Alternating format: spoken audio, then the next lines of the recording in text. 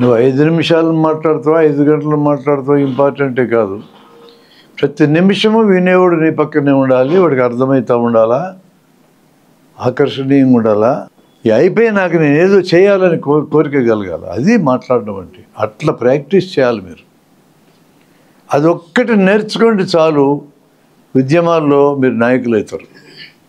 మిగతా అన్ని తర్వాత నేర్చుకుందరు, ముందు ఇది ఫస్ట్ నేర్చుకోండి మాట్లాడడం. అది నైపుణ్యం. ఏం మాట్లాడాలంటే సరైన జ్ఞానం ఉండాలి. జ్ఞానం అంటే ఏంటి, సరైన జ్ఞానం అంటే ఏంటి, అది నీకు తీరిక ఉండాలి. బతకడానికే టైం లేక పని చేసుకోవాల్సిన అవసరం ఉన్నవాడికి అదే ముఖ్యం. కుటుంబం గడవాలా, తను బతకాలా. అలాంటి వాళ్ళని అదంతా మానేసి కూర్చో ఇక్కడ అంటే ఎట్లా బతికేది ఎట్లా?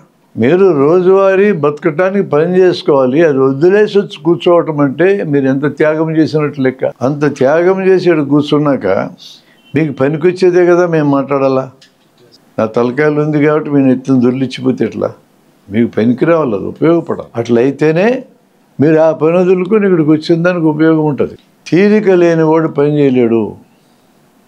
ఏ పూటకు ఆ పూట పని చేయకపోతే తిండి దొరకదు అనుకునేటోడు ప్రజలకు సంబంధించిన ఏ పనిలోనూ దిగలేడు. అత్యంత నిరుపేద సమస్యల మీద పని చేయలేడు. ఎంతో కొంత తినడానికి దొరికినోడే ఆ తీరిక సమయంలో పనిచేయడం వీలవుతుంది.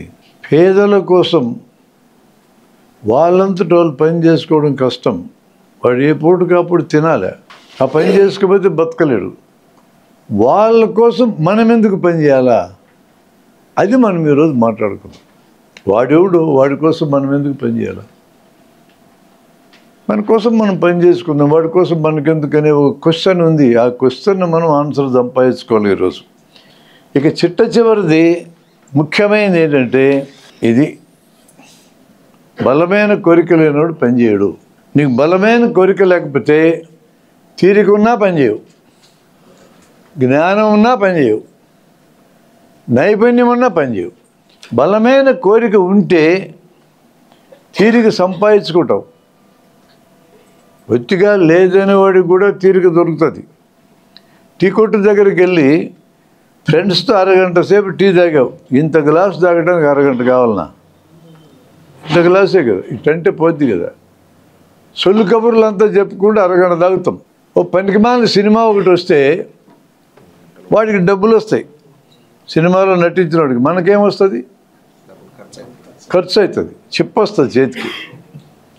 వాడి సినిమా మొదటి రోజు మొదటాడు చూడాలని పోయి గంటలు గంటలు కూర్చొని అర్ధరాత్రి దాకా కూర్చొని చూసి వస్తాం. తీరిక లేదా మరి నీకు? లేదా తీరిక? అట్టోళ్ళు లేరా ఇప్పుడు? సినిమా యాక్టర్కి అభిమానులుగా మారేది ఏంది? వాడికి పైసలు వస్తాయి, మనకేం రాదు. నాకు తీరిక లేదని వాడు అంటే నమ్మొచ్చునా? కలెక్టర్ నా దగ్గర ఒక మీటింగ్కి వచ్చాడు చాలా ఏళ్ళ నాడు, 15 ఏళ్ళ నాడు.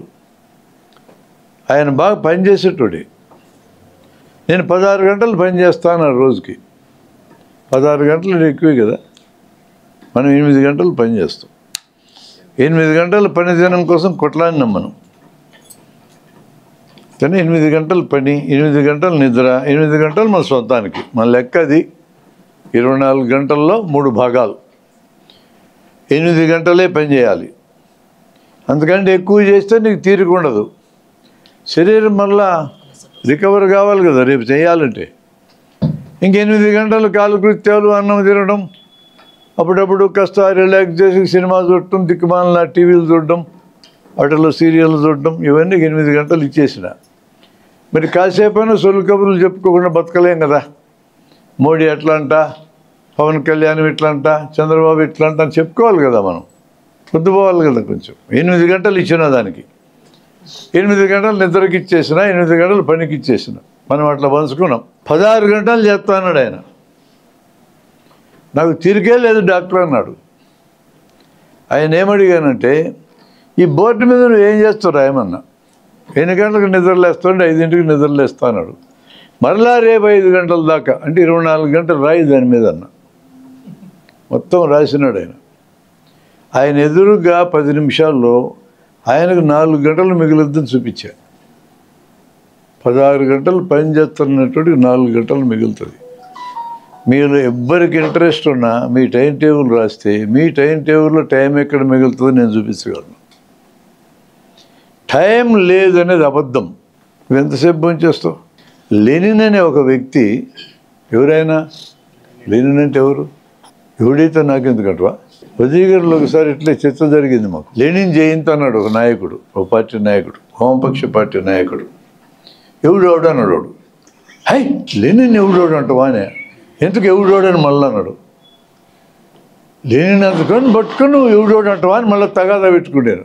చెప్పొచ్చుగా ఎవరో ఆయన, అది చెప్పకుండా తగాదా పెట్టుకోవడం ఏంది?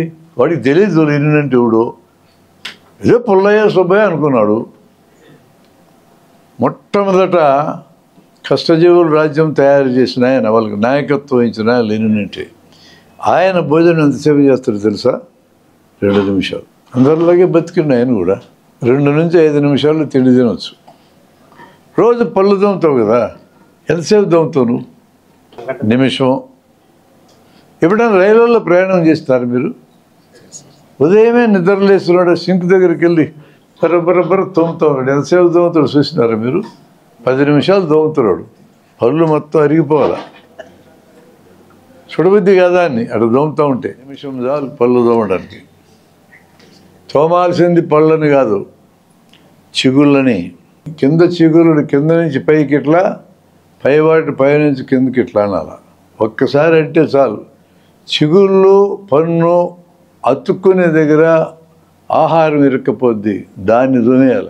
పంటిని తోమాల్సిన పనిలే. దాన్ని టూత్ బ్రష్ అంటారు, తప్పది. గమ్ బ్రష్ దాని పేరు. బ్రష్ సాఫ్ట్గా ఉండేది వాడాల, హార్డ్గా ఉండేది వాడకూడదు. హార్డ్గా ఉండేది వాడితే చిగుళ్ళు పాడవుతాయి. మీరు కొనేటప్పుడే సాఫ్ట్ బ్రష్ అనేది కొనాలి. పై పళ్ళని ఇట్లా ఇట్లా, కింద ఇలా. ఆ బ్రష్తోనే నాలుగుని ఎట్లా అంటే అయిపోయింది. మళ్ళీ 4 గీకటానికి ఒక దెబ్బ. అవన్నీ మోసుకొని పోవాలేదో నూరు పోతే. బ్రష్తో ఇలా అంటే అయిపోద్ది. మళ్ళీ 5 నిమిషాలకి నాలుగు మీద తెల్లగా వేరుకుంటుంది. నాలుగు మీద పేరుకుంటుంది, 5 నిమిషాల్లో వేరుకుంటుంది. మీరు ఎంత గోకినా పోదు అక్కడికి. ప్రధానంగా పళ్ళు తోమాల్సింది తినడానికి ముందు కాదు, తిన్నాక. మెతుకులు ఎప్పుడు ఇరుక్కుంటాయి? తిన్నాక. మరి అప్పుడు కదా తోమాలా. 2 సార్లు తోముతాలే అన్నాం అనుకో, నీ ఇష్టం తోముకు. కానీ తిన్న తర్వాత కంపల్సరీగా తోమాలి. మీ పసిపిల్లలకు నేర్పాల్సింది ఇదే. ఇదే విప్లవ కార్యక్రమమా? పళ్ళు మీద నేర్పడం అని మీరు అనొచ్చు.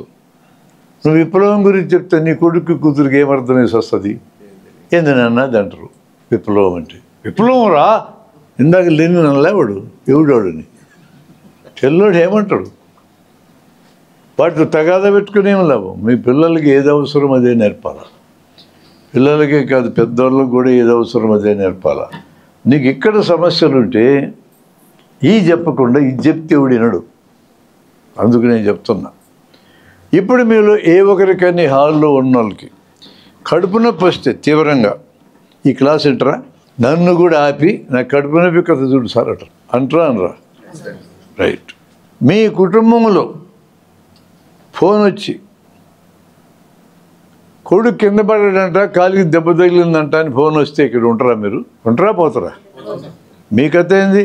వీళ్ళ కథ కూడా ఇది, నా కథ కూడా ఇది. ఎవరు ఉన్నాం? ఒక అతను ఉన్నాడని చెప్పినారు, కోర్టులో వాదిస్తూ ఉన్నాడు ఆయన. భార్య చచ్చిపోయిందని టెలిగ్రామ్ వస్తే ఇటు చూసి జేబులో పెట్టుకొని వాదించినాడు. అది గొప్ప పనా? పనికి మాలిన పని. గొప్ప పనా? అంటే మీకు ఏదో నయ్యిందని టెలిగ్రామ్ మీ భర్తకి ఇస్తే వాడు పట్టించుకోకుండా కోర్టులో వాదిస్తూ ఉంటే మంచోడా? ఏమ్మా ఒప్పుకుంటావా నువ్వు? నీకు సీరియస్గా ఉందని హాస్పిటల్లో చేర్పించి టెలిగ్రామ్ ఇస్తే నీ భర్త ఆ పనే చేసుకుంటే నువ్వు పట్టించుకోవద్దు, నువ్వు ఒప్పుకుంటావా?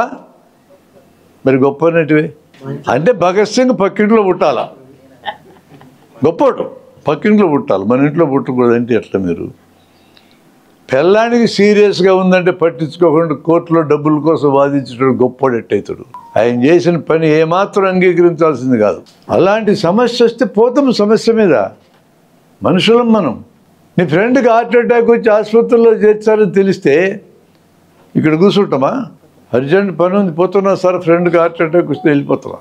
ఆటో నడిపే నీకు నీ ఆటోని ఫ్రెండ్ పట్టుకెళ్ళి గుద్ది తుక్కు అయిందని ఇక్కడే కూర్చుంటావా, దాని దగ్గరికి పోతావా? అది ఫస్ట్ గుర్తుపెట్టుకోండి. మనిషిని ఎప్పుడైనా సరే ఈ 4 కదిలిస్తాయి. వాటికి సంబంధం లేకుండా మనం ఉద్యమం నిర్మించాలనుకుంటే కుదరదు. అవి 4 మనకు చాలా ముఖ్యం. ఎవరికైనా ఈ 4 ముఖ్యం. అవన్నీ అయిపోయినాక కూడా నీకు టైం మిగులుతుంది. ఆ టైం ఆ 5వ దానికి మనం అడుగుతూ ఉండేది అన్నీ వదిలేసి పని చేయమని కాదు. మా ముందు తరం కమ్యూనిస్టులుగా పనిచేసినారు. పిల్లాన్ని వదిలేసి, పిల్లల్ని వదిలేసి, పైన వదిలేసి, ఆస్తులన్నీ తగలబెట్టి చివరికి వాడు అనుకున్నాడు సోషలిజం ఇంకా రాలే. మరి ఏం చేయమంటారు? నేను ఇంకా రాలే. ఈ పాటికి ఏమైంది? పిల్లం బూతులు తిట్టం మొదలుపెట్టింది.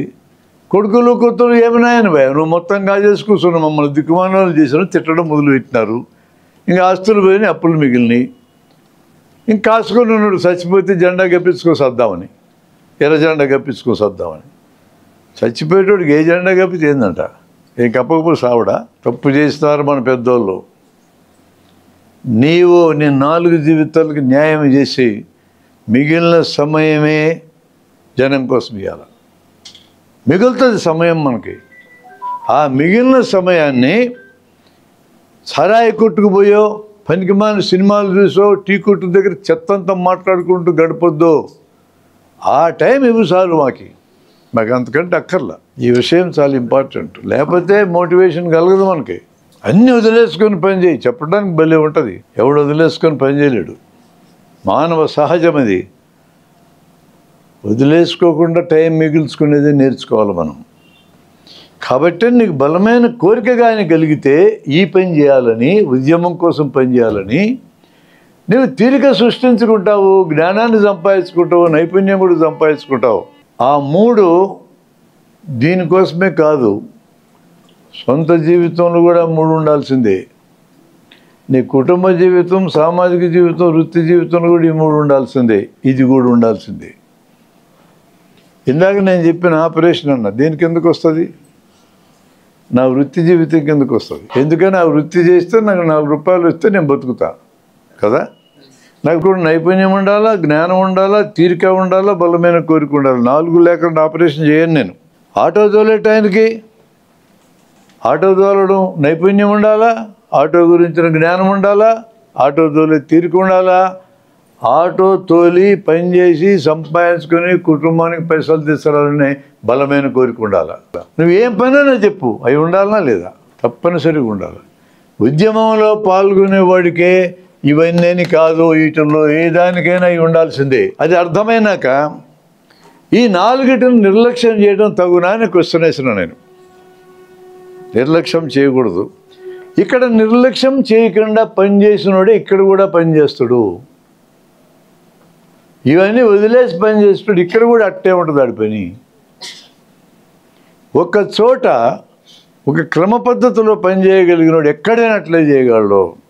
ఒక చోట నిజాయితీగా ఉన్నోడు ఎక్కడే నిజాయితీగా ఉంటాడు. అక్కడ ఉండాల్సిన పని లేదని అనుకుంటే ఇక్కడ ఉండలేడు.